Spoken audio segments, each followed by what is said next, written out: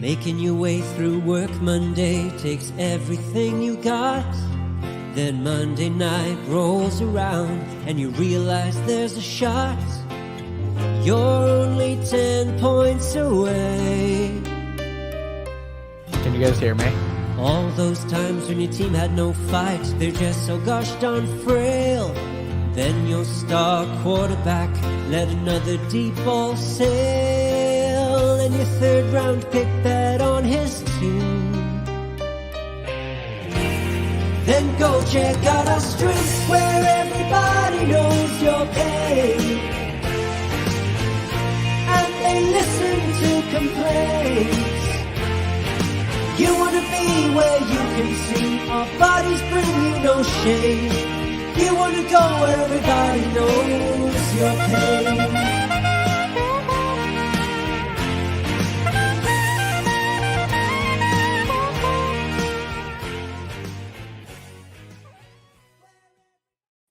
Welcome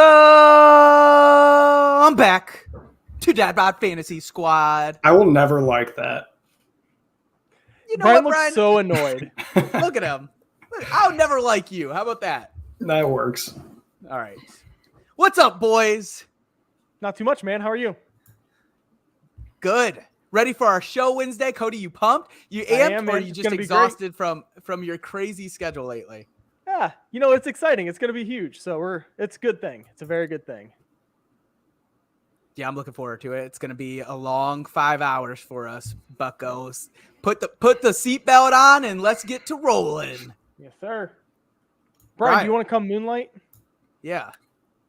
Actually, I was just wondering why I have to get stuck with the logo over my face. So, just do a little bit of that. I got blank space over here. Here, it's because Mario has himself centered in the camera, so it's not a problem for him. Exactly. Yeah, I'm off to the side because I have a children's bed behind me.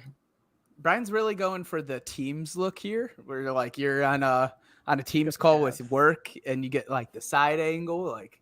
Yeah, it's because I literally quarterly numbers. Look at this little kid bed. It's my childhood comforter on the bed. The comforter is interesting, I will admit. It's the most comfortable comforter. What's a team that's not on there or is not in the MLB anymore? The Rays? No, not the Rays. Be the Expos, right? The Expos, yeah. The Expos. Good one, Cody. You just have that off the top of your old noggin, huh? Yeah, they're on there a lot. No things. I feel like all right, boys. The Marlins are different too. Marlins, the logo Florida to Miami. Oh, that's true. Yeah. We got a dad bod topic today. What'd you guys say it was? We're gonna talk about naps. What about naps? All right. So today, we're sitting around. We just got back from Milk and Tea out in Parma. I don't know if you guys have heard of these new bubble tea places. Milk and Tea? It's called Milk and Tea. It's a bubble also, what tea. Is bubble tea? I don't really know. It's a woman thing, I think. This is not boba, right? Is boba something? It is different? boba, actually. Oh. How do you guys know what that is? I've never heard of that. I just know about boba. I've never had it. It is very trendy. hipster. And when I say a woman thing, I just meant that my wife knows about it. I don't. So we went out because Lauren's friend just started a business out there. She's great.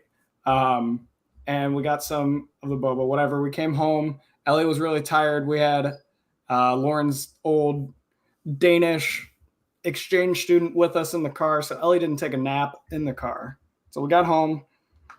They left. I threw on Land Before Time 2 because that's the one that's free. And that's the one I always throw on when I want to take a nap. So I threw it on and I laid back and I rested my head down. And about an hour later, I woke up, missed basketball that I was going to go play. And the way I woke up was with my daughter ripping my eyes with her nails and saying, "Wake up, daddy, wake up, daddy," and just clawing at my eyes. And so, I wanted to ask you guys, what's your ideal nap spot? What's your ideal nap length? What do you like to do here? Because, I can nap anywhere. The length is key. So let me ask you, you slept for an hour. How do you feel right now? I felt pretty groggy when I woke up. Like I could not wake up. And generally I prefer to take 4-hour naps. That's called a night of sleep, not a nap. Well, you see in college, I pretty much just lived on sleeps. Like 3-4 hour naps. That Yeah. was my life, basically. Yeah. It was great. I loved it. I operate the best on those. But not anymore. Not gonna happen anymore. See, I can be really easy in terms of location, but the length of time is important to me. An hour is the worst. It's got to be less than 30 or at least 90 minutes. See, that's interesting. My mom is always like a 15-minute napper. Yeah, I can do power. And they talk about sleep cycles and how like every 45 minutes is your wake time. Like your ideal nap should be like 40-45 minutes, because then your body it's through that first cycle and it's ready to wake up. It's a lot of stuff you learn when you have kids, because they nap in 45 or an hour and a half like cycles basically. And I think the idea of the 15-minute is that you actually are getting yourself before you even go into a REM cycle. And so it's not that you're finishing a cycle. It's that you're heading it off before you reach that point where, hey, if I get woken up right now, I'm going to be super groggy. I don't even fall asleep in 15 minutes. Oh, that's the issue. 40 seconds for me. I'm done. Same. I could be talking. It's not the only thing in life that's the case for, by the way. What I'm saying by that is I just mean like I feel like I'm like asleep. Like I'm aware of what's going on around me, but I am still asleep. Yeah. What's yours, Mario? What's your go-to nap move? Mine's all unplanned naps. So it just depends. Like I haven't had a planned nap in so long. I'm not saying I don't nap. It happens. You nap more than anybody else on this call right now. That is such a lie. You literally throw on a movie every night and you fall asleep for like 2 hours, and then you text us at 3 a.m. and you're like, "What's up, guys?" That is such a lie. You guys change your rankings? Brian, you in the summer you probably have a nap a day. Tell me that's not true. I try. Yeah, exactly. I do my best. Mine's like once a week maybe, and it's again unplanned. Usually I fall asleep watching something, and then I'll either be out for the night on the couch. 7 o'clock in the morning is when I wake up, or I'll get up and be up all night. So it just varies. My sleep cycle is so bad. I don't even know how to compare it to anybody. So you guys can both nap evenings, and it doesn't like it doesn't then keep you up real late? No, I'm up late anyways. I can just sleep all the time. See, mine's got to be midday. If I take a nap from like 5 to 6:30, I'll be up until 2, which is late for me. You guys stay up later than I do. Yeah. The thing that's always thrown me off with Mario, and I think he's a psychopath, is that he'll like put it like if I'm watching a movie for the first time that I really want to see, I have to watch it. Like I can't fall asleep during that. Mario is not that way. He just my wife Ashley is a show sleeper. Like it can be even a TV show that's a 20-minute episode. She's not making it through it. Nope. I don't know how some people. I don't know how you guys push through it, dude. Like especially because I think I'll turn it off. I'm just cozy and it's just there, and then I'm out, man. Done. Yeah. All right. Let's get into the news so we don't end up running over time today. I'm going to kind of go through these fast, maybe ask one of you what your thoughts are. So Jameis sustained a foot injury at practice today. Noteworthy, but I don't think we know too much about it. Does that concern either of you? Need to know more is kind of where I'm at. Same, Brian? Sure. I think that's where I'm at too. Gallup was spotted running and cutting on the side. Brian, this is your guy. How pumped are you? I'm super pumped. You've been shooting off your November all the time, which it could still be because, I mean, running and cutting really isn't anything. But original ones were what? Like late September? Original reports, and then they started getting deeper and deeper out. So yeah, I think we were hoping, 4 to 6 weeks. Pup was in question. So I would say that was the optimistic goal. Yeah, if he starts the season on Pup, it's 4 weeks this year. Yeah. At minimum. So you're looking into September. Which they might keep him off of and still do 4 weeks. I'd still think he's a little later than that, but just my own thoughts. He got surgery like end of January. Yeah, but I mean, we're seeing a lot. Came back from like 6 months and ruptured Achilles. I know it's Achilles is the worst. Keep in mind that I get it. It's just a freak. Freak thing. Deontay Johnson dealing with a hip flexor injury.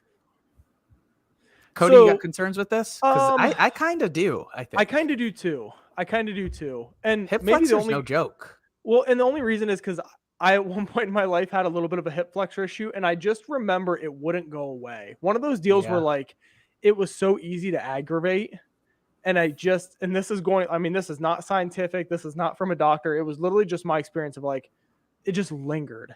And Yeah. so that stuff is super annoying. And, when we talked injuries in June and we're like, yeah, whatever, it's June, we're second week of August. It's time to start being a little more panicky about dings. You wonder scares me. if he kept this quiet until he got paid. Possible. Pickens named as one of the starters on Pitt's first team depth chart. So Brian made fun of me about this news. I put it on here for a specific reason. He is getting a ton of hype in training camp right now. Deontay's dealing with a hip From flexor. Chase Claypool. Brian, do you care about this at all? No. I like it. Cody? Mostly no. It probably to me says a little more about I still just have even less faith in Chase Claypool, which I haven't been on Claypool, but it just clearly says to me that he's not screaming away with that number 2 job. They asked Mike Tomlin about this, and he basically just said, they make me put 3 guys' names down, so I put 3 guys' names down. Yeah, he did kind of play it off. I mean, I could definitely see him being like the 3rd guy, not James Washington. But if Deontay is kind of hurt, and then Claypool, who's after those 2? Another rookie, Calvin Aston. Yeah, so I mean, he's definitely if you are listing 3 guys, why wouldn't he be listed? With Trubisky under center, there's not really much of any fantasy relevance here anyways, probably. I really just think it's an impact to the other guys if they're going to say, hey, we got to get all these guys on the field, basically. Yeah. We'll have to talk about the Pitt receivers later because I'm a little higher on Claypool, and it's growing by the day. That's crazy. He played the exact same. He just didn't have touchdowns this year. Yeah, exact same number. Yeah, but the issue is he shouldn't have had all the touchdowns the first year. He's not very good. That's the part that was a fluke was all the touchdowns the first year, not the lack of touchdowns last year. Yeah. Burks not listed as a starter. He is behind Nick Ikeen Westbrook and Robert Woods. So let me remind you before I get your guys' input on this. Justin Jefferson was listed as the wide receiver 3 on the first depth chart as well. Brian, is there any concern here for Treylon Burks? Did you have Treylon Burks love? No concern. Yes. Cody? Yes. I knew you would bite this up. You love Robert Woods. You ate this headline up. But I drafted Treylon Burks too, so I want it to work.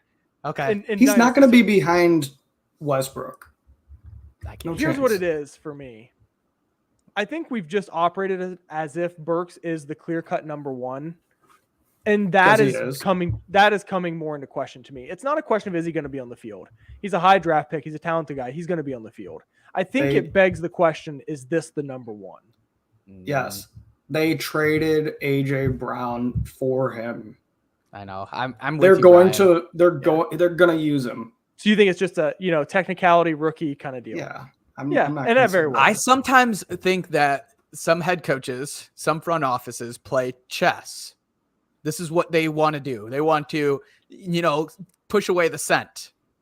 I think it's lame. I'm not saying good, but the whole, I always go back to the Justin Jefferson thing. I'm not saying Treylon Burks is Justin Jefferson, but they did have him listed as number 3 behind. Oh my gosh, if I could think of the receiver's name right now, I don't even think he's in the NFL. So Laquan Treadwell. It wasn't Treadwell. No, it wasn't. It was somebody else though. I'll come back. I know who you're talking about. I can't think of who it is either.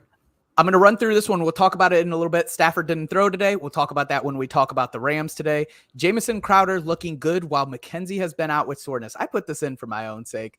Lame kind of thing. I think Jamison is going to be the slot here.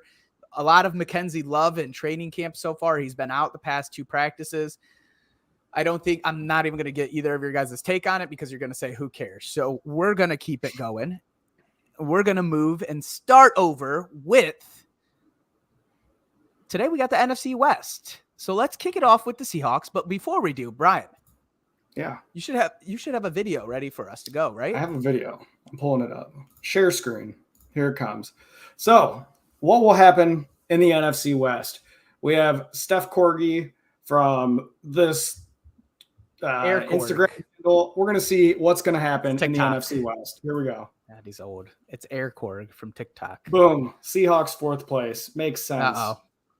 Cardinals second to Oh, last. feeling Makes good. sense. Uh-oh. Oh, the 49ers? Really now. Interesting. And that thing was a swish, too, on the 49ers. There was Sure no was. question. There was no question. Eric Horg is a Trey Lance guy, and it is confirmed. It is confirmed. Cody is also a Trey Lance guy. I'm coming back, Sure baby. Let's start off with the NFL Power Rankings number 32 team, the Seattle Seahawks. Look at the Browns at 10. That feels really harsh on the Seahawks, doesn't it? I mean, I get it, but this is FanDuel, yeah. And also, Bleacher Report also has the Seahawks ranked at 32. I think the Bears are the worst. They should have been last. I think the Falcons are the worst. Bears, Texans, Falcons, I mean, I'd put the Seahawks over all of them personally. I think the Seahawks You're crazy. The Seahawks O-line and their defense does raise some concerns, though. Yeah, and quarterback their defense is dude. The Seahawks haven't hit on a draft pick. I think that's their third worst problem. They haven't hit on a draft pick in 5 years.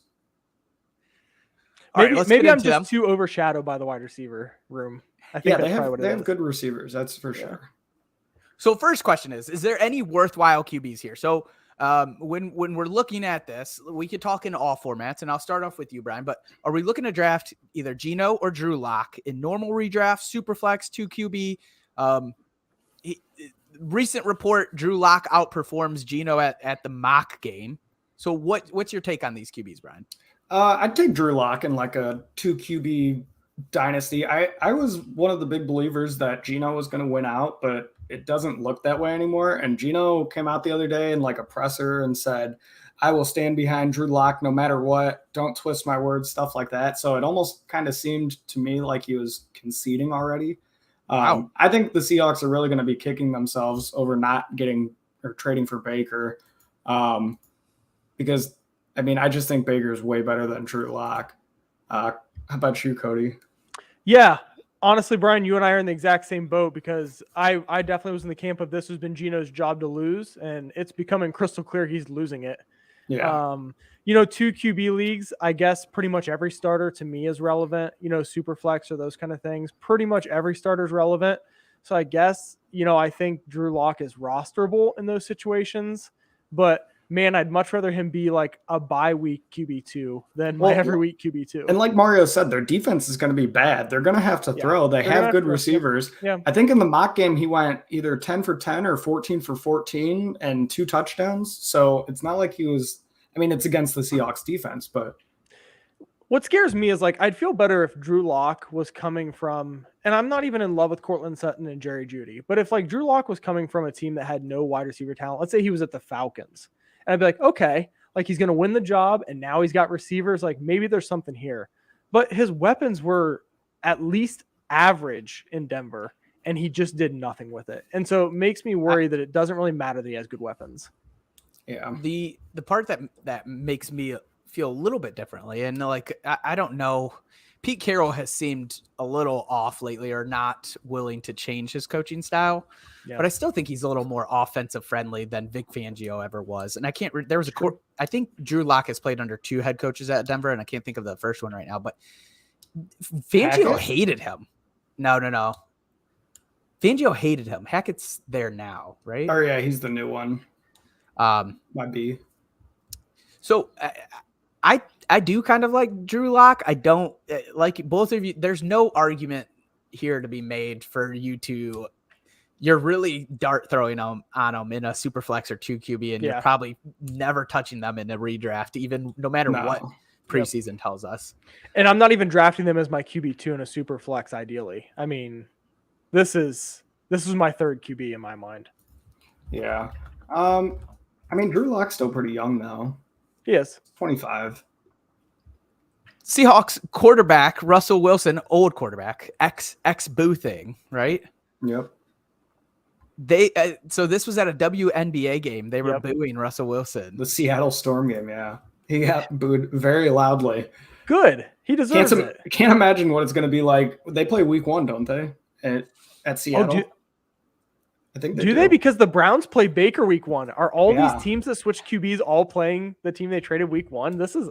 Awesome. Yeah. Falcons playing the Colts. Oh, because Matt Ryan. I don't know. The NFL's rigged, they set all this up. All right. Back to this team. Yeah, September 12th. 8:15. It's the Sunday night game. Yeah, This I don't want to backfield- watch that. Yeah, it's rough.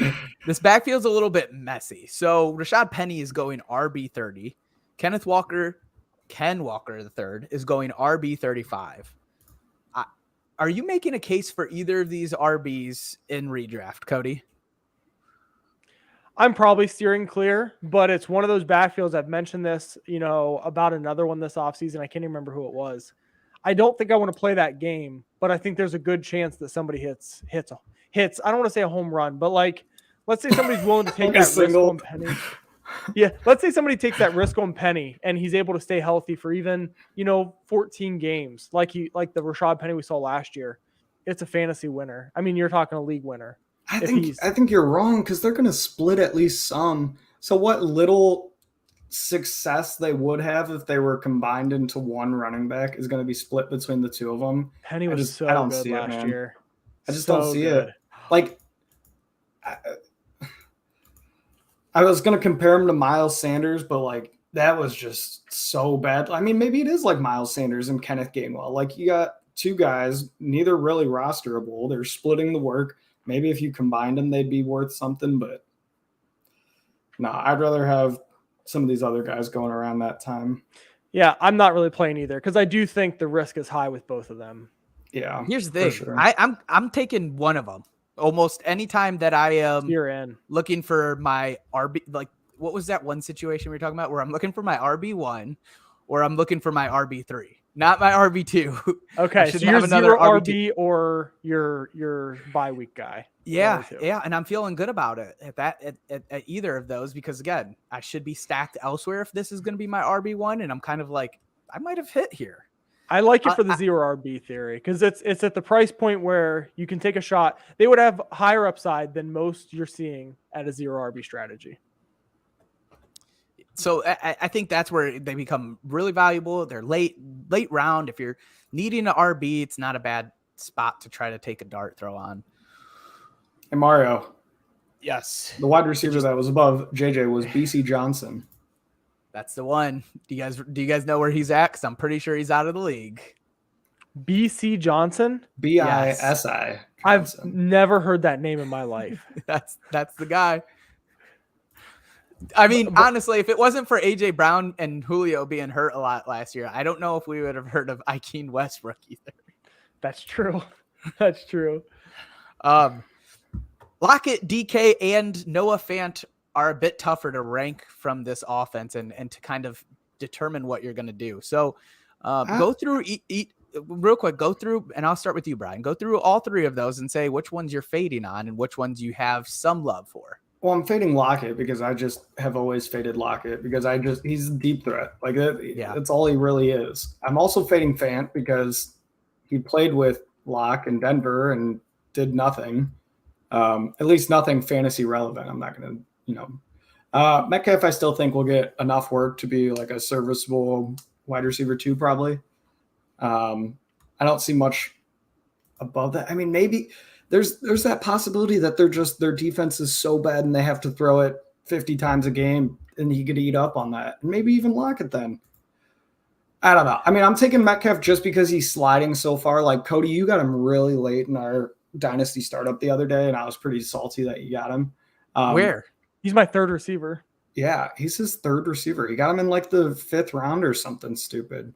I didn't even want another receiver, early. But I'm like, I hope it went later. That's kind of early, right? You think that's early? In a Dynasty? In a 14-round Dynasty in the 5th round? 14 team. Yeah. 14 team, yeah.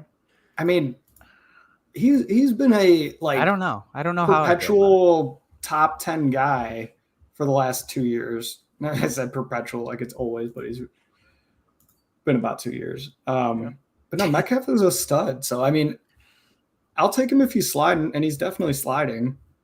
Mario, give us your thoughts on Metcalf because you're the low guy on him. You're really out on Metcalf.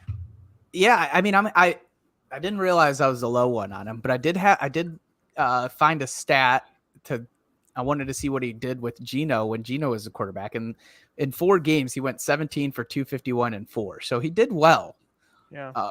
I want to say Metcalf. What do I have him ranked, Cody? Just put me on blast real quick. You sure you want me to do it?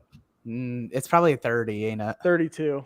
He's going Yeah. 18 right now. This is I'm gonna be lower on him. I don't know if outside my 24 is where I want to fall, but man, I don't really trust anything on this offense. I trust the running game the most, which That's is weird. insane to me because they're such a bad team. I trust DK. Like we have seen year in, year out, receivers on terrible teams produce. Like And it has running backs on happened. bad It teams happens. don't. It happens exactly. And running backs on bad teams don't. So I don't get it. I'm buying Metcalf. Especially because he's going around guys that are like question marks, like Mike Williams. Like I'd rather have DK than Mike Williams because See, I'm the high guy on DK at the moment, and I don't feel good about it. Here's where I struggle, and we've all talked about this. That wide receiver, let's just say wide receiver 2 in general, 13 through 24. That's such a tight group to me. Such a tight group to me. Like I could, if someone wanted to argue to me like, oh, your wide receiver 23 should be 17. Okay. Like I have him so close in points. Like, so I have him at 14 and I feel kind of gross about it because of the quarterback play. But then I'm like, how low am I really going to slide him? Like Brian said, he's been, I think, a wide receiver 1 or very close to it the last 2 years. So Cody, let me ask you real quick.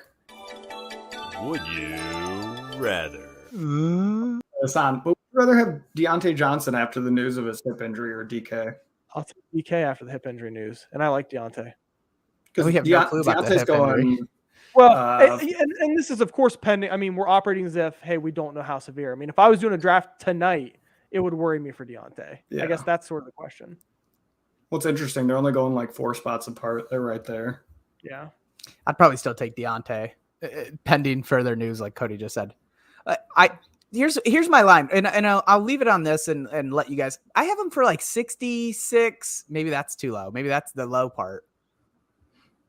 Talking through this, give me some more. I have him 66 for 905 and almost 905 is your low part.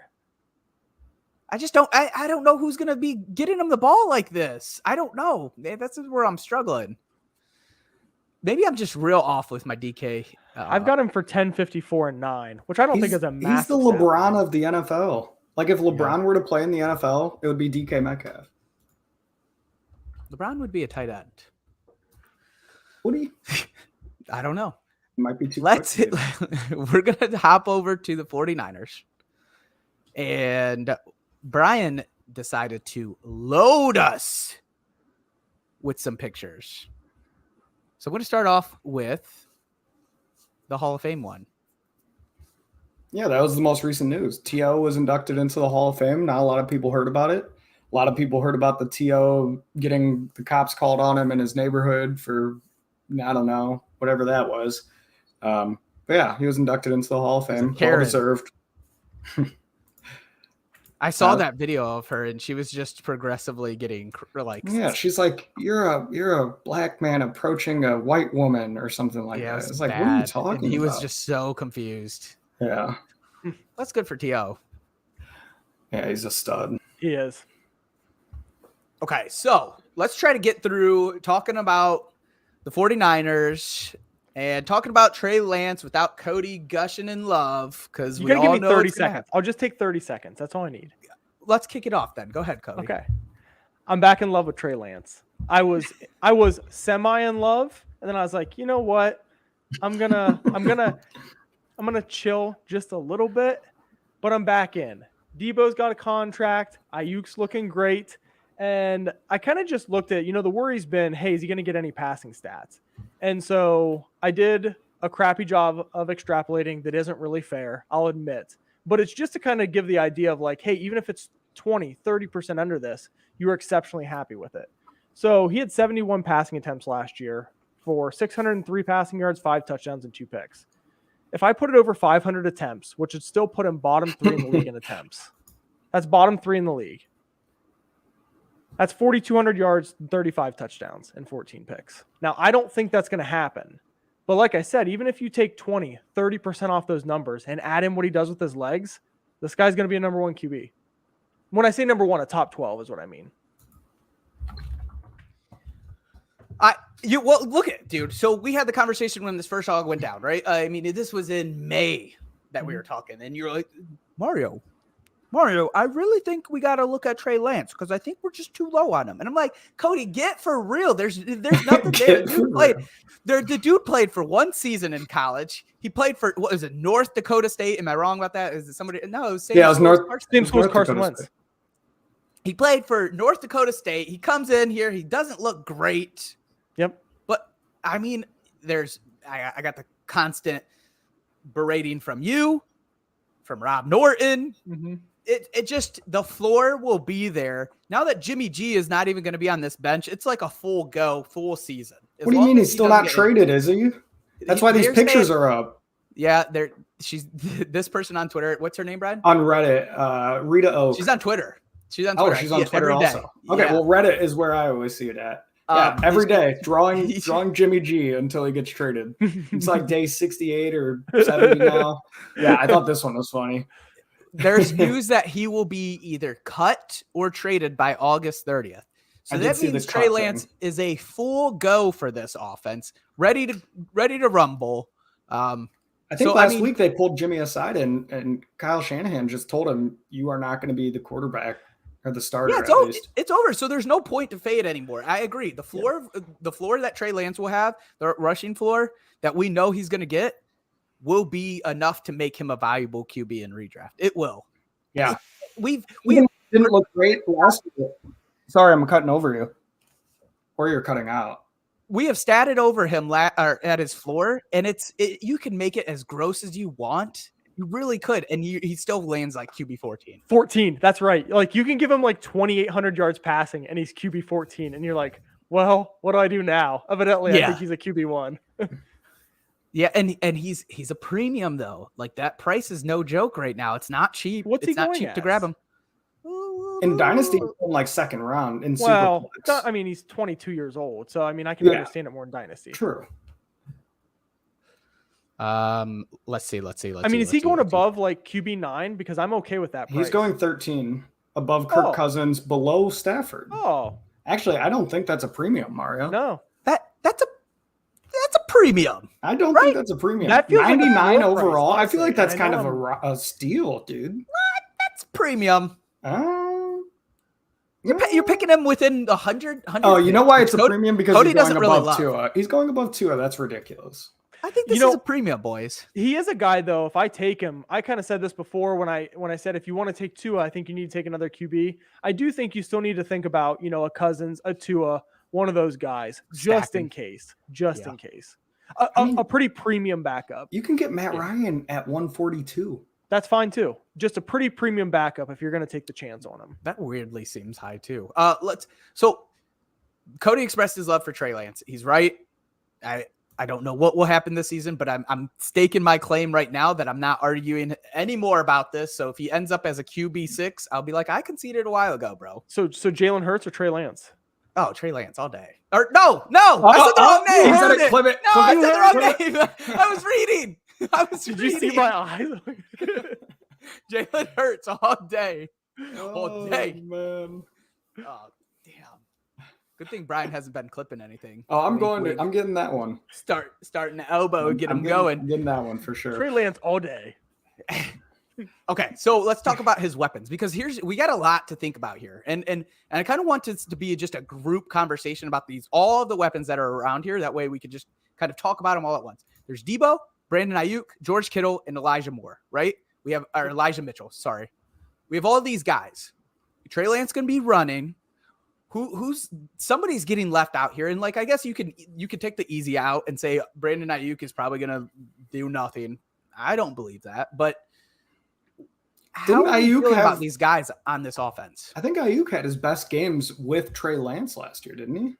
Brian, fix me. I don't want to be. There we go. I'm not sure. I'm pretty sure Ayuk had his 2 best games of the season when Trey Lance played last year. They have a strong connection. They have they house. do. I wouldn't do that. And maybe that's why he's been getting so much hype in training. Some of these highlights look great, dude. I've been trying to keeping it calm, but I have a whole Twitter thread on there right now where in May I said you guys are too low on Ayuk, and I already started taking victory laps. But this is what we were talking about in the pre-show. It's just You have Debo, you have Ayuk, you have Kittle, Yes. you have a quarterback that's going to get most of his points from running the ball. Right. Like, and we're kind of They're flooring him still out going to at be a run-happy 2,800 team in yards. general. to be honest, Yeah. if Ayuk takes this leap that everybody is saying he's making in training camp right now, I think it's just going to hurt all of them. Here's the picture of Debo leaving first day of training camp. Yeah, and that's him with his chain, because there's a couple pictures I think coming up, Mario. If you want to, I don't know if you added them, the Where's Debo ones. I only did one, Brian. Yeah, here's the Where's Debo and his chain. Yeah, And we can leave this up. Let somebody find it now if you want to talk about like this team. Yeah, but I actually think all three players are going to be like all right. I think all of their value is going to be hurt, or because Trey Lance is a huge unknown. We don't know. Like he could have chemistry with Ayuk and Debo takes a back seat, but they just paid Debo all this money. So it's not like they're going to just leave him aside and not use him. So I think they're all going to be hurt equally. Either they're going to go to the Super Bowl or, two of these guys are going to fall outside of the top 15. Cody, are you positions? So I'm going to kind of preface this a little bit differently for you, and I want you to talk about all of them as well. Debo said, and sorry if you guys didn't find him in the Where's Waldo, but Debo says reports of him not wanting to play running back were false. At this point, they're just making up stuff. So I don't know if it was you that I asked, but I've asked this to somebody on the show. Does this change things for your Debo ranking? The fact that he says he's going to run, essentially. The fact that he says he's willing to run, yeah. No, not really. I'm the high guy on Debo at the moment. I'm going to come down a little bit because of some of the Ayuk hype, because I actually agree with Brian. And it's sort of the same thing I said with the Raiders. I believe enough in all of these players that it's hard for me to say that one of them is going to be the odd man out. I think this just all of a sudden, between Debo getting signed, Ayuk coming alive, Lance looking good enough that they've named him, the guy. Heck, I think this just all of a sudden became a really, really good offense rather than like last year. Oh, so you're kind of buying into all. Yeah, I think buying into all from the sense of it's a good offense, not necessarily a good fantasy value depending on their price. But do you think the 49ers did like they saw Jimmy G I know I'm struggling right now. He made sure to cut you off, Cody. He did. Get this question out. I'm sorry. Doesn't even have it ready. No, I have it ready. It's in my head. I'm organizing it. Do you think the 49ers organization looked at Jimmy G and they said, good enough is not what we're playing for, and they're just shipping him out? Like, because a lot of teams, like, you probably have 25 teams in the league that would be happy with how the 49ers finished last year. And they're like, no, it's Super Bowl or bust, basically. 100%. The league is shifting to that. That was the Jared Goff. Jared Goff got shipped out. Yeah, and the Lions love him, and Alex loves him. I mean, I'm just saying. The 3-win Lions love him? Yeah. Yeah, but then you have teams like the Texans and the Browns who are just like never had a good quarterback. Well, the Browns just did the same thing. I know. I was about to say they did. It's a new way. So Cody, go ahead with that. I'm sorry. No, it's fine. I think I need to bring Debo down a little. If you ask me on the spot, hey, where are you going to slot them? In terms of Debo and Ayuk, I'm going to say, late 20s Ayuk, low teens Debo. And that probably leaves Kittle in the 4 to 6 range. So it hurts them all a little bit. It takes away that number one at their position ceiling, because I all of a sudden have a lot of faith in this offense. That's a good thing, but it's bad for each of them individually for fantasy. I guess you could make the argument that one of them's going to be hurt all the time. So I think, and this doesn't happen often with one of the person I'm about to mention, but for me, it's been, I'm completely still fading Debo. My stance hasn't changed. I don't trust him. I have other red flags that I have talked about for myself. Ayuk, I'm all about, man. I am all in. I will take him at 80. I think first off, you're looking at a guy that's going to be on a good offense, and he's not going for a premium price. His ADP is over wide receiver 30. So it's an easy buy for me. I also think I'm starting to, I've liked Elijah Mitchell. My issue is there's two of them. Last year, he seemed to constantly be dealing with different injuries. It wasn't just one, and it was very like Raheem Mostert like, and it made me a little bit cautious.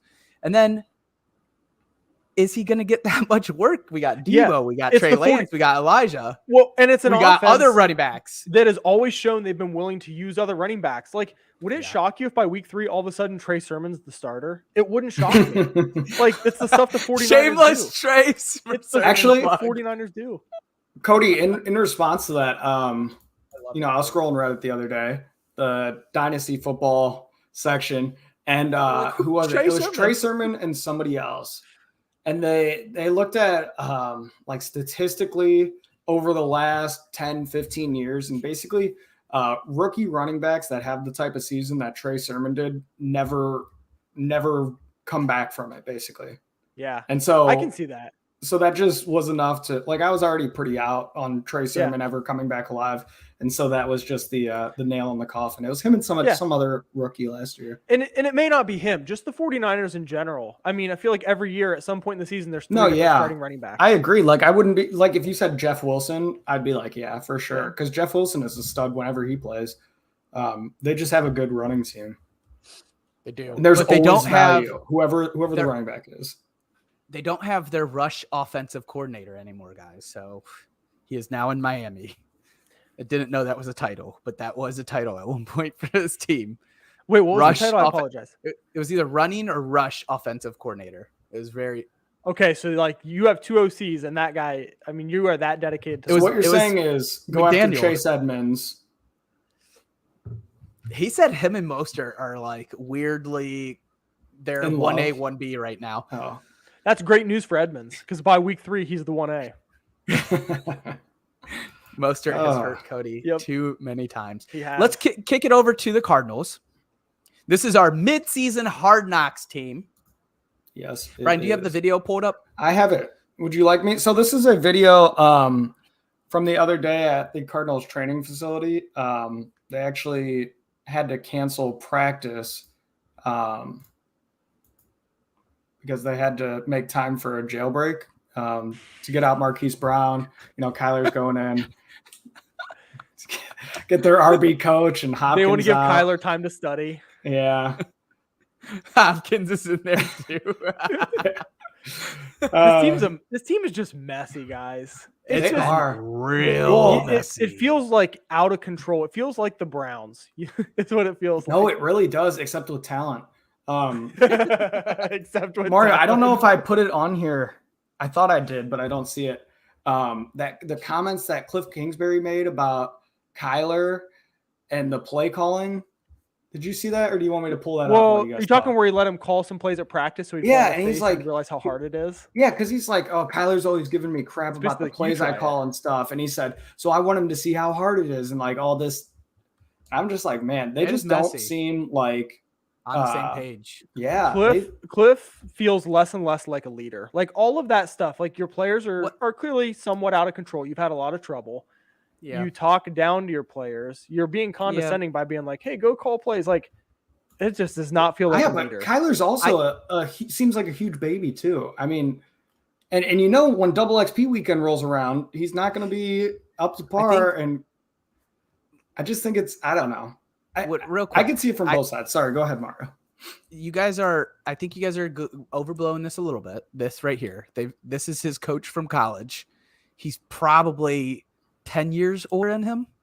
I'm pretty certain it's right around. Yeah. So like they're almost like boys at this point. Like it's been 4 to 6 years together. I don't have the exact. I don't think you even do this to your boy though. I give you guys a lot of crap, man. I would probably say something like this. Like I would probably if I told you guys to create the slides and it came out like trash, I would probably post a tweet saying, as it would. This shit ain't easy. Yeah. No, but I do. Homework clothes. I do. Yeah, I do want to say that I don't like. I still agree with both of what you were saying. This team is very messy. It started with Kyler saying he was holding out, deleting all of Arizona stuff. Then it goes to it went to DeAndre getting suspended, Kyler signing with a homework clause being removed. All of this big press conference afterwards, how he was like, it offends me that you guys don't think study. It's Marquise not only the fans that Brown. think it. Marquise They're Brown getting RB arrested. Kyler getting COVID. It's just been an off season of hell. So I wouldn't be surprised if they started off 2-6. You know what's funny with all this? Because I'm fully on board with everything we've said here. Like, and I know you don't think quite to the severity. I actually think Kyler's going to be just fine. The I running do too. floor makes him fine. He's I going to do be too. just fine. So let's talk about that, because let's get back to the fantasy purpose of this show. He is going 5th off the board as QB. That's a QB5. spot high for me. I mean, I think it's okay. Yeah. Yeah. So like, I know this is always a tough question when coming to you. Is it because you don't typically even go for QBs here? Yeah. So maybe I'm going to kind of slide this over to Brian more so. Is there a situation where you're grabbing him, Brian, as QB5? Cody, you have him QB6, while Brian and I have him at QB9. Yeah, I'm not against it. I dropped him because of his receivers being out for a while, but Cody's right. He does have a very high running floor, but the only thing that would be hard for me to justify is taking Kyler at QB5 when I could have Jalen Hurts later, because I kind of see them. Or Trey Lance. Yeah, I'd be cool with all those. Like if I'm going for a guy with a running ceiling, running floor, Yeah. I feel like they're pretty interchangeable. In No, I that think that's a aspect. good point, Brian. Wow, I think it's a good point. this feels weird. Yeah. And you can definitely take both of those Today and guys easy. significantly later. Yeah, I think that's like, if And I two guess later. the argument is for Kyler is that he just throws better and looks better and has a better offense typically. Jalen Hurts might have the offense now, boys. Trey Lance has got the offense. I hate to Trey tell you. Lance does have the offense, and Tua has the offense. Tua's not a rushing quarterback. Tua, where's I'm Tua? sorry. Dylan, I'm sorry. I'm sorry. I'm sorry. I'm sorry. The I'm third sorry. to adopt, because it's I'm twice in this conversation. Once in with the. Well, I only said it again because I thought you guys didn't hear me the first time. Oh, we heard you. We turned off the I'm not. Tua. Also, let Tua me just time. mention I'm not touching Justin Fields like anywhere. Not touching. I'd rather have Baker. I think it's unfair for Justin Fields because I think he does have more of a rushing floor. We just didn't see it because Nagy didn't know how the hell to use it. They're going to be. I think the bad. 31 interceptions is really going to negate it, though. Let's. They have no receiving weapons. Okay, so it doesn't sound like either of you are really going for Kyler at this ADP, but don't necessarily have him ranked super low. Not somebody I'm chasing, but I think the price is right-ish. Yeah, I think it's Cody, fair. This was your guy last year, James Conner. He's now going as RB. My accidental guy, to be honest with you. It wasn't somebody I chased. I ended up with. and He was an oops pick. Yep. And you couldn't get him out of his hands in the first couple of weeks because the price was still like the price was what he would give James Conner for in week 14. Cody had a high price on him the moment he got him. It was weird, but it ended up being the right price, but way later in the season. I'm always Anyways, very hard to negotiate with. So that's just inherently me. I know. I think I'm just going to Yeah. keep talking about that, and hopefully that starts picking away at your negotiation. And I could No, it's a badge of honor. oh good. Fuck your badge. He's going as RB16. Are you going with him? And then if you do, and I know, Cody, you're not a handcuffing guy, so maybe this is more of a question for Brian, but I'll have you answer first. Are you handcuffing him with, Darrell Williams, Benjamin, Ingram, all of them in the backfield, any of them standing out to you to handcuff him with? Yeah. So, the truth is I never completely, like I said, I couldn't offload him last year when I tried to because, I thought the wheels were going to fall off. They never really did. I thought they were going to. And I still sort of struggle. Run game coincidental. I still struggle in the same way. He put together a whole season of it and he is the guy now. I don't think there's any real question of that. I think that price is right, but I'm not excited to pull the trigger there, if that makes any sense. So, I definitely don't want him as my RB1 because, it's not quite RB1, but if somebody slipped a couple RBs before you, I mean, this could be somebody's RB1 at 16. James Conner has such a stink on his name from. He does. Like, seriously, even I'm looking at him and I'm like, man, I'd rather have Elijah Mitchell. I'd rather have Dobbins, AJ Dillon. And I'm like, why? The truth is, I don't even think, you look at his efficiency and he's just honestly not been that good of a running back, but he falls ass backwards into the end zone all the damn time. Constantly. And they only go to him. And one thing I thought was really interesting was that they say that Eno Benjamin's really been like shining in camp. He's like solidified the RB2 role, and that Williams and Keontae Ingram are fighting for that third spot, which I was pretty shocked by. So that just like, I'm not saying that for handcuff purposes. I'm saying that for like James Conner is going to be the guy. Is this one of those jobs? Because I think you're right in saying like this is James Conner's job. I think that's definitely true. But if it comes into a situation of an injury, I don't know that theme. It's not continues. Daryl. I don't know if it's anybody, I guess is what I'm getting at. Is this a committee if he gets injured? Here's how I guess I imagined it. And I guess I am a little shocked about the Eno notes that Brian has down. I think Daryl is very much not even in consideration for an RB2 because I think he fills some sort of Chase Edmonds role. Yeah. And I think that remains true if Connor goes down. It sounds what Brian is saying. It sounds like Eno slides up to that RB1 and then Daryl's role stays the exact same. That's how I've been viewing this whole thing. Or by RB2, do they mean Eno's taking the Edmonds role? Because I think Eno actually compares. Hold up, I'm looking up his height. Yeah, his height. Give me his weight. I care about more about his 5'9", 207. He's a little fella. Yeah, he is a little fella. I thought that's why they brought Daryl in, though. That's the part that's confusing me a little bit. It will ruin a lot of best balls for me. They drafted Ingram in like what, third, fourth round, fifth maybe? I think fourth sounds right to me as well.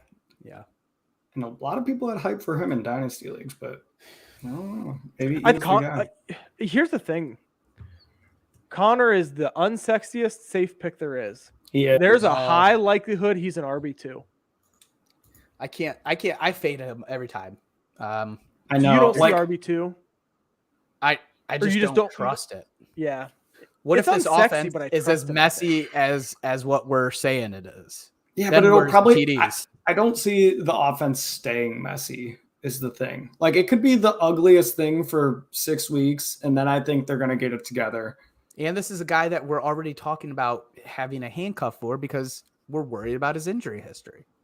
It's just not a pick that I want to take with my second or third round. It really isn't. Oh, I agree with that. Are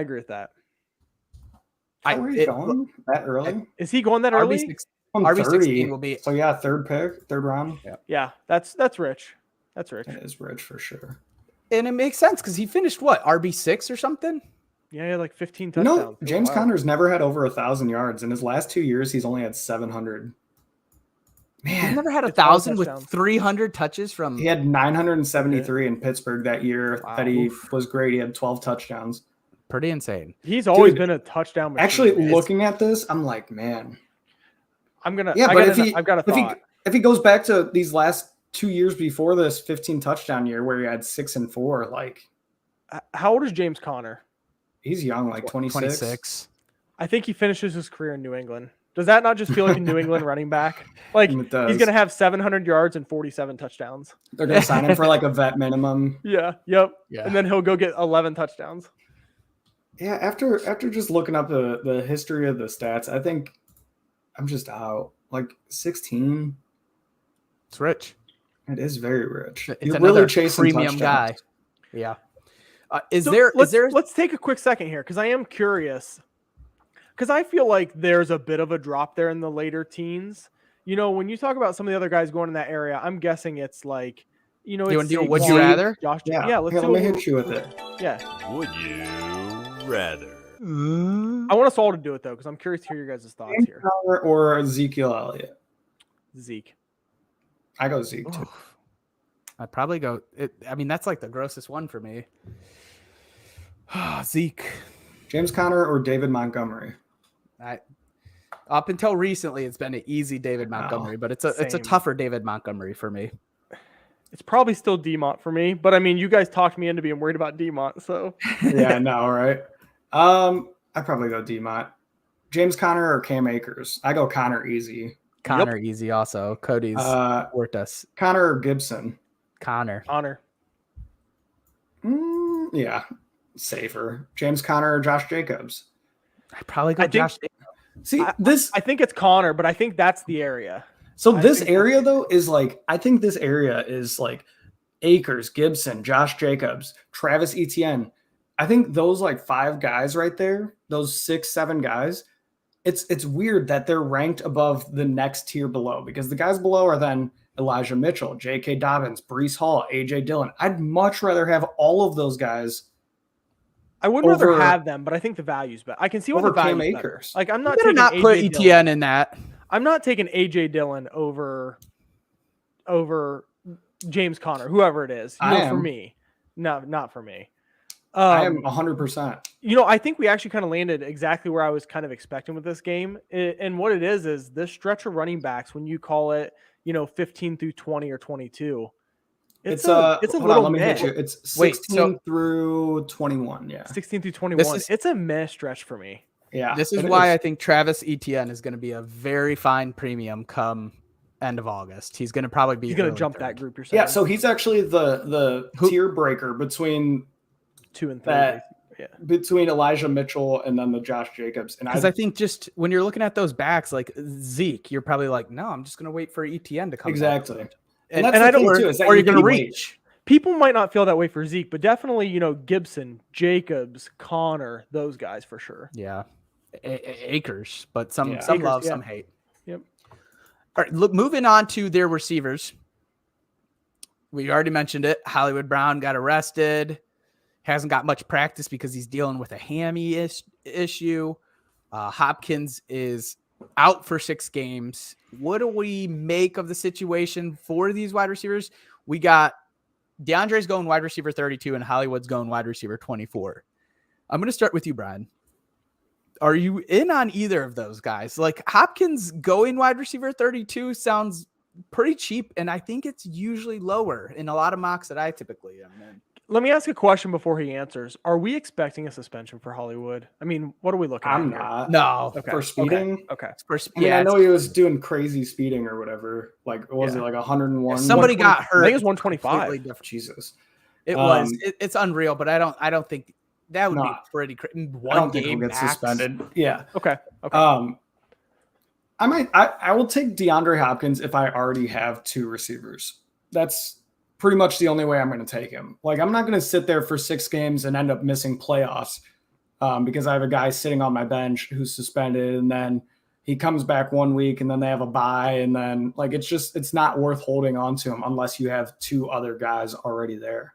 Marquise Brown, I think his draft spot seems right about right. He's right around the 2 Denver guys. He's below Amon-Ra St. Brown, and I'd rather have Marquise Brown than Amon-Ra. So that's what was that, 24? Yep. Yes. I'd take him as a receiver 2. I'm not trusting him as a 1. Yeah. I'm probably going to be one of those guys who's out on D-Hop. I just am not willing to pay the 6-game price for. I would feel differently if Hollywood wasn't there, because I think Hollywood's a good player. I think Hollywood's a lot better than Christian Kirk. I think it's an upgrade.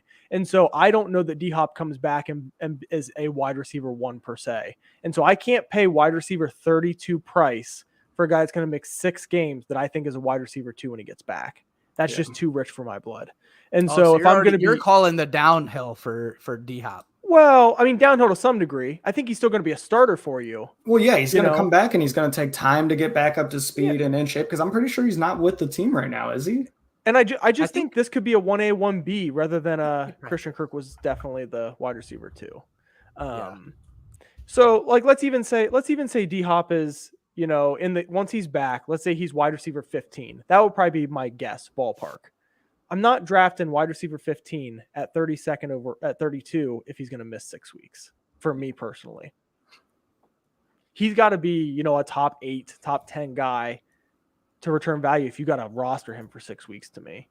I think the price is good on Hollywood. Obviously, I'd rather him not have gotten arrested, but I think the price is good at wide receiver 24.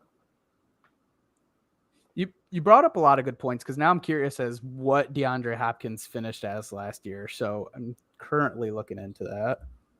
Yeah, so D-Hop is actually at training camp, but you can't imagine that they're giving him all first-team reps, can you? I mean, like, you got to get the guys that are going to It would be a playing. disservice to your team, yeah. Yeah, right. He played 10 games. He averaged 14.7, which is not that high. So he finished wide receiver 46. It's not low, though. 14.7. Not low. No, that's It's probably within 12 to 15. wide receiver 12. 2. Yeah.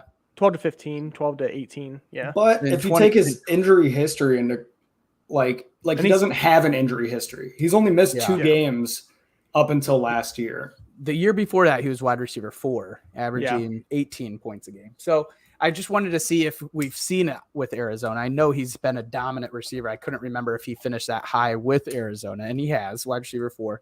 So I think you're lower, but I don't think you're crazy, Cody, because he is 30. So he's getting up there. And it really is less on D-Hop. I think Hollywood's a big upgrade over Christian Kirk. I think there's a real competition for targets now. So I just wanted to touch base on my thoughts on I don't have much on D-Hop other than what we've talked about, but on Hollywood, I was a very big Hollywood believer coming into the season. Thought it was great. I'm slowly fading a little bit down, and I don't know because I'm way higher, currently have him way higher than what he's going for at wide receiver 24, but we have a hammy issue. We got arrested. All this time away from your new offense. I get it. You played with this QB in college 1 year, but that they both started. It makes me nervous, man. I don't like when guys miss training camp. It really, especially receivers, like receivers out of all, like a running back, you can come in, kind of do the job. You're running the ball. Receivers, you got to know your routes. You got to be in tune with that quarterback. It just makes me a little bit more nervous. So I might be lowering him in times coming. Still a wide receiver 2 for you?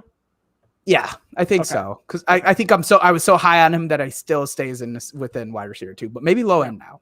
Yeah. Let's go over to the Rams. So there is a guy that I want to talk about, and one that we're going to completely not talk about, which is Cooper Kupp. We love him. What's earliest you take him? Both you go. Earliest? 4? 6. Ooh, okay. That's all we got to talk about for Cooper Kupp. Stafford is dealing with tendonitis. My comment on this did not age well, by the way.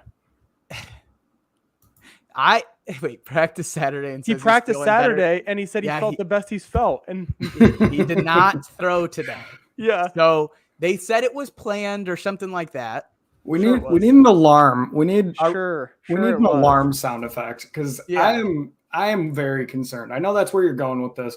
I'm very concerned. I know I wrote here that the last time we heard about tendonitis on the Rams, it didn't end well, even though it was like arthritis for Todd Gurley. It was. I feel like tendonitis and arthritis are pretty similar things. I'm not sure that's true. I don't know anything about that. I do feel that same sort of eerie vibes. I don't want to say I'm not calling Stafford at the end of his career. I guess I'm just wondering, like, is this going to be an off year for him? If you guys, I don't know if you guys have I've had tendonitis before in my Achilles. Had everything torn and I had tendonitis in my Achilles when I played high school football, and it takes forever to get better. And the more that you work on it, the worse it's going to get. It's like literally something that I don't know about elbow tendonitis, and I'm also not a college, not a professional athlete with all these trainers and everything.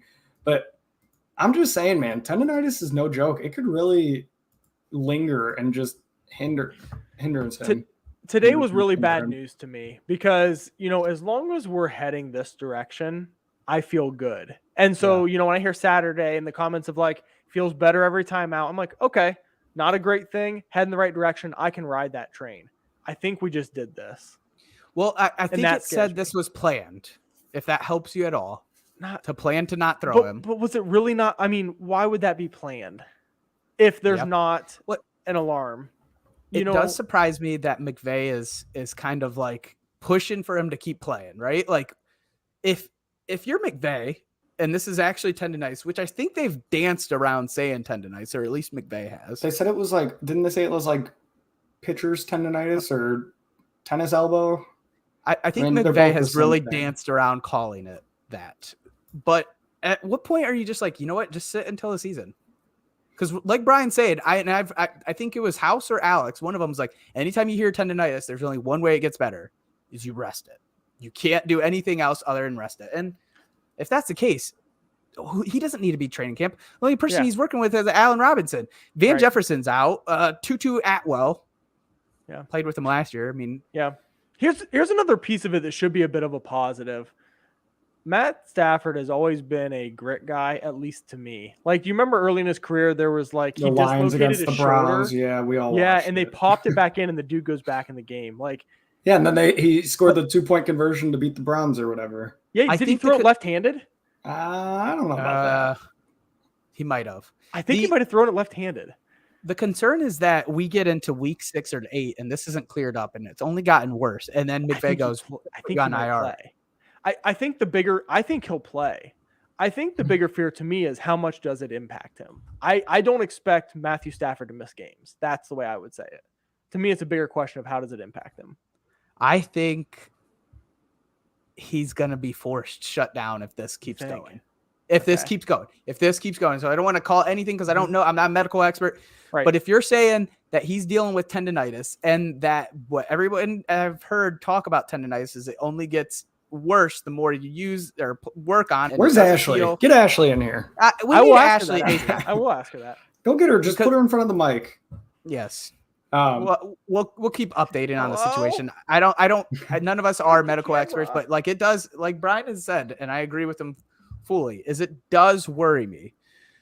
In training camp for the Rams, we have seen a ton of Allen Robinson buzz. Yep. Brian, do you want to read these tweets? Sure. The first one from Jordan Rodriguez says the Allen Robinson buzz is real. And as someone on the ground, there's daily substance behind it. At the same time, the Rams are dealing with an evolving situation on their RB depth chart. That, plus notes on RB special teams, more from camping weekend. From a camping weekend? What a weird way to phrase that. Mario, will you read the next one for us, please? So Sean McVay does not expect Van Jefferson back in a matter of weeks. He cites a few young players eligible for wide receiver, then jokes, and we'll continue to see if we can figure out when Odell will come back. The weird thing is, I don't know who's holding up this Odell signing because I've heard Cooper Kupp just put him in his top 5 and said he's working on him to Brandon Marshall. It was a little clip. He's like, I'm still working. He was like, Odell in your top 5? He's like, yep. He's like, is he coming back? He's like, I'm working on him. I heard Cooper wants him back. McVay wants him back. The whole squad, Von Miller was just recruiting him on Instagram the other day. What's the holdup? Is it Odell? It's Odell. Because once he comes, dude, it's like in fantasy football. Like you don't sell at your lowest. He doesn't want to sign a contract while he's injured. As it gets closer and closer, he's going to have a lot more suitors. Everybody's going to be looking to sign him. I think there's a bigger piece to this. As soon as you sign a contract, you're expected to be there, even if you're injured. Odell's doing his thing right now, for sure. Yeah. If he's rehabbing, though, I guess he's expected. You can rehab on a boat, rehabs. You're probably right. Maybe you're right. So let's kind of go over Allen Robinson. Yeah, let me hit it first because Cody was. Something. Yeah, I owe you guys something. Yeah, I got to eat some crow on it because. You're already turning the tide. Not to the extent you guys are. Like Brian's borderline got him in his top 12. I'm not turning it to that extent. but he's probably a fringe wide receiver 2 for me if I made an adjustment at this moment. Like the buzz is real. I buy it. He looks good. The clips look good. I thought he was spent. Well, dude, I'm going to have to – I mean, obviously I'm going to adjust my rankings, but I'm going to have to lower all my Rams receivers because of Stafford. It's true. Maybe. But it definitely makes JJ the clear-cut number 1 in first round. I always thought he was the clear-cut man. I think that's a bolder take than you're acting like it is. I really don't think that's a bold take at all. I think it's pretty common with this Matthew Stafford news. I've been seeing it on Twitter a lot. They're like, I don't have the name. Somebody posted, if it was already a coin flip anyways, this just decides it for me. And they want to go Justin Jefferson now. I mean, honestly, I'm probably that fringe guy that it's the only reason I've been so Justin Jefferson and less Cooper Kupp is because Justin Jefferson's done it every year since he's been in the league. And Cooper Kupp, while he's always been a pretty good player, I mean, he was hurt by golf, I guess. It's been up and down. Last year was really the only year, and he did have like 100 yards. Get out of here. He was a stud. The last 3 years he's been good. I'm just saying, like 2019 or something. Like we're talking about James Conner and all his touchdowns. I feel like I'm not saying Cooper Kupp is the James Conner of receivers because I love Cooper Kupp and he was a Triple Crown winner. Okay, dude, I get it. Wait, you were saying it's hard to repeat that. Unseating him a second ago, Mario, and now you're salty about it. You guys made It's it going to sound be like hard Cooper to Kupp repeat the stat was line. chopped That's liver. all I'm saying. No, it's just going to Cooper be hard. Cooper Chup liver. I can't say it. You sound like a clown. So, are you looking up something, Cody? Because before I get to the RB backfield, I want to make sure that I got you guys'. Because I was looking up. I thought Cooper Kupp didn't have that. He did not have that good of a 2020. Like, he wasn't drafted No. very high last year, guys. He had under half the points he had last year. Like, last year was a real debate. Do you go Robert Woods or Cooper Kupp first in fantasy drafts? And a lot of people went Robert Woods. Yeah, Cooper Kupp had 116 points. Well, hold on, that's standard. Let me switch. Brian still spent a premium. Okay, he was 34. He was 34 in PPR.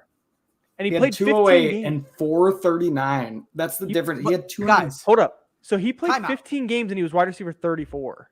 Yeah. That's bad. Yeah. Real quick, he was coming off an ACL injury, which is what I give you guys warnings about all the time. If you look at what he was at in 2019 before he hurt that ACL, he was crushing it. You want me to tell it? It's true. You want me to No, tell it? it's true. Well, it's true, but you just acted like we were crazy for saying that he wasn't that great. He was wide receiver 34. Okay, but dude. You're the one that acted like he was top 5 last year. He acts like nobody ever hurts their ACL. I was wrong. He hurt his ACL in 2018. So you're an idiot. He was wide receiver. He was wide receiver 4 in 2019. It's been up and down. This is the motion I did. Sure. All right. So, anyways, do we love Allen Robinson? Because Brian does clearly. He has him almost in the top 12. I have him as a low end wide receiver 2. Cody's talking about putting him closer to wide receiver. I'm probably going to be I'll say a 24 to 28 guy at the moment. But I'm open to a little more upside than that. I know I've expressed a lot of Cooper Kupp love just a moment ago. I do think Cooper is going to get so much defensive attention that Allen Robinson is going to be a great, great value pick. Hey, I brought this up the other day. Teams don't really double team, though. I don't think he's going to get that much attention. Also, do you think if Robert Woods played every game, do you think Cooper Kupp still would have had the same season? I mean, he only played 9 games. He was doing it. Cooper was doing it. He was doing it for sure, but I felt like he'd still be the wide receiver 1. Maybe not quite what he was, but he'd still be the wide receiver 1. So if memory serves, it was like Cooper Kupp just started off, never stopped. But Robert Woods in his last 4 games he played was starting to rise and rise. Like it was like he was like asleep and he was waking up and then he got hurt. And so a little bit of that's true. Let's go to the backfield so we could close this episode out. I just want to start off with none of us are buying Cam Akers at his ADP. We have no faith in him. I don't mean to sound so crappy. It's just we want to see the player come back from Achilles and prove us wrong. I think there's one instance in I want to say it was the last 20 years, Mikel LeSure, who tore it his rookie season and ended up finishing as a RB. I may be off. I tweeted about this, RB 16 or RB 18. That's insane. That's the highest finish after an Achilles tear ever. I mean, this isn't the year after. This is ever. So we haven't seen it. We've also never seen a running back come back after 6 months. So he already has made history in that sense from an Achilles tear. Yeah. And a lot of times with the Achilles tear, it's normally guys that are a lot older too. Well, LeSure was a younger guy, and a lot of people compare their style and size and everything as similar. So there's hope. Mm-hmm. But none of us are taking that bet with him going in that what we're all kind of saying is the RB dead zone for us. It is. Yeah. Yep. So we're probably going wide receiver there. So let me talk about something more relevant, and because I think Cody's probably got his soapbox ready to go, and I'll give him 30 They've heard it. I won't go too hard. Darrell Henderson, who is now getting much more hype, as McVay has said, this is how did he say it? My backs, my starting running backs, and ploted it or something. Yeah, basically said 1A, going full 1B. detective. Yeah. I mean, it's Cody's loved him for a while, and Cody's kind of sad about this all coming out right before the season, so he couldn't be just going. I was really loving drafting him in the 12th round. Yeah. That is good value. Oh, no, I closed my rankings page. The big concern with Henderson is typically his staying in the game. Yep, agreed. Cam Akers wouldn't even have got to play last season if Henderson just stayed in. Yeah. They probably wouldn't have pushed him back. Yep, I agree with that. Cody, So he's still going in like the 10th round, 11th round. Yeah, I liked it in the 12th. I mean, it's just crazy that he's going around like definite handcuffs, like Nyheim Hines. Like, he's going around like Rashad White territory, like the useless zone. I've actually started to buy in a little bit on Rashad White. Do it, Brian. It's fool's gold. There was only one thing that kept me from drafting him in our dynasty, and it was Leonard's contract. All right, so Cody loves Daryl. He takes him late all the time. We find him in a lot of drafts. We did it in Scott Fishbowl. I don't know if there's much else to say other than Cody would say, take this dart throw and draft him. Yep. And the short version of it is, he didn't have much to say. I know. I actually am very happy that Cam Akers is back, and I hope Cam Akers takes 150 carries away because I think that's best case scenario for Darrell Henderson. Like, the PPR machine. And touchdown machine. I mean, in 12 games last year, he scored 8 touchdowns, and he only had 149 carries. He had 30 catches. That's 170 touches, 180 touches. Like, if you tell me he's going to get over a 17-game season, 225, 235 total touches, that's right where I want him. I don't want value. Yeah, I don't want a massive workload. No, because it becomes maybe a flex. Yeah, that's really what I want him. But you're drafting him. That's what I want him as. Yep, that's what I want him as. I have just one would you rather. I'm curious. It was a guy we talked about earlier, just a little bit. But would you rather have Cam Akers or Chase Edmonds? Those are way far. They are way far. I know they're very far. But it's a good I'll take Chase Edmonds at his ADP. They're 60 spots apart. I'm not asking at ADP. I'm talking just who would you rather have? Well, I mean, you have to do ADP. No, I don't want to do ADP. Well, who would you rather have? So you're saying if I had a pick at round 4, I'm not taking Chase Edmonds. I'm just saying. No. Let's do it the other way. In Dynasty, you're being offered Cam Akers for. Let's do it this way. Let's say we're drafting Cam Akers slips, and the top 2 running backs on the board are Cam Akers and Chase Edmonds. You're not taking it in the 4th. It's that Cam slipped. What are you doing then? I take the value of Cam Akers if that's what we're saying.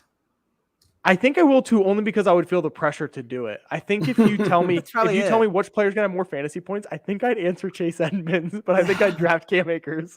I said I was only gonna do one, but I got to do this one because Mario loves him. Would you rather have Cam Akers or Tony Pollard? Again, like where are you saying they? Oh my God, the same scenario. I don't like this scenario. This scenario doesn't make sense to me.